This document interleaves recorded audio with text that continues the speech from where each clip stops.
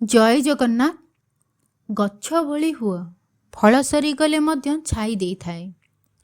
ଯେତେବେଳେ ଗଛର ଫଳ ଧରେ ଲୋକ ଦୌଡ଼ି ଦୌଡ଼ି ଆସନ୍ତି ଗଛରୁ ଫଳ ତୋଳିବା ପାଇଁ, କିନ୍ତୁ ଗଛରେ ଫଳ ସରିଗଲେ ଆଉ କେହି ତାକୁ ଫେରିକି ଚାହାନ୍ତି ନାହିଁ।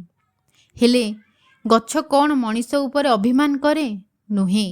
ସେ ଆଗକୁ ମଧ୍ୟ ତା ଡାଳରେ ସମସ୍ତଙ୍କୁ ଖରା ବର୍ଷାରୁ ରକ୍ଷା କରେ। ତୁମେ ମଧ୍ୟ ସେଇ ଗଛ ଭଳି ହୁଅ। ଲୋକ ତୁମ ପାଖକୁ ଆସିବେ ସ୍ୱାର୍ଥ ପାଇଁ, ଆବଶ୍ୟକତା ପାଇଁ।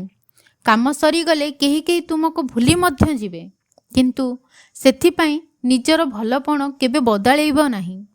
କାରଣ ପ୍ରକୃତ ଭଲ ମଣିଷ ସିଏ ଯିଏ ଲୋକଙ୍କ ବ୍ୟବହାର ଦେଖି ନିଜର ସ୍ୱଭାବ ବଦଳାଏ ନାହିଁ।